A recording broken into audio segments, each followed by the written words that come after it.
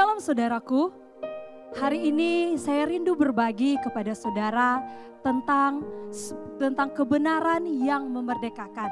Saya ambil di dalam Injil Yohanes pasal yang ke-8 di ayatnya yang ke-32. Firman Tuhan berkata, "Dan kamu akan mengetahui kebenaran, dan kebenaran itu akan memerdekakan kamu." Apa sih itu merdeka? Merdeka itu artinya di mana kita dilepaskan, kita dibebaskan dari keterikatan. Nah, di hari-hari ini ada begitu banyak orang di berbagai usia, baik orang tua, baik anak-anak muda, terlebih khususnya di kalangan anak-anak muda, di mana hari-hari ini mereka lagi berjuang dengan diri mereka sendiri karena sebuah yang namanya keterikatan.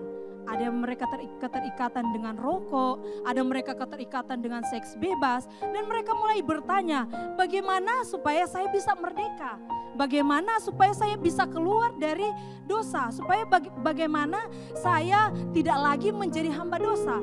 Nah, firman Tuhan datang kepada saudara di hari ini, dia berkata bahwa dan kamu akan mengetahui kebenaran, dan kebenaran itu akan memerdekakan kamu.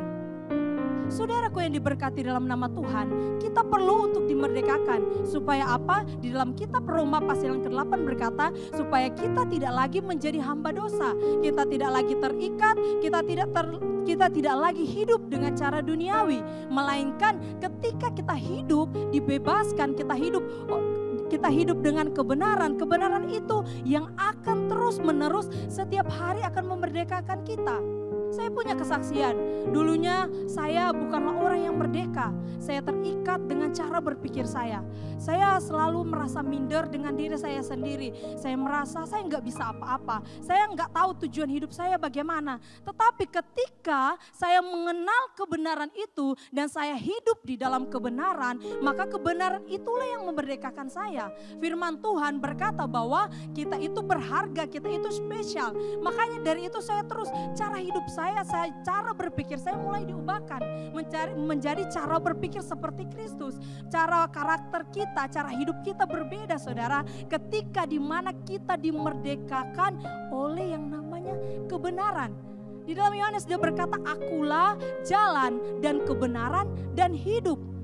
Maka itu firman Tuhan berkata, kita harus datang kepada Dia. Karena apa? Dia adalah jalan kebenaran itu. Dia akan memerdekakan setiap kehidupan saudara. Mungkin yang hari ini terikat dan bingung, bagaimana Kak? Atau bagaimana Pastor? Atau bagaimana Om? Bagaimana Tante supaya saya bisa keluar dari keterikatan dosa ini? Saya mau katakan bahwa hiduplah dalam kebenaran.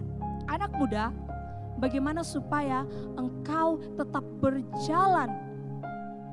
Firman Tuhan berkata, dengan apa seorang muda mempertahankan kelakuannya yang bersih? Menjaganya sesuai dengan firman Allah. Karena firman Allah itu yang akan memerdekakan kita dan membawa kita kepada yang namanya sebuah kehidupan.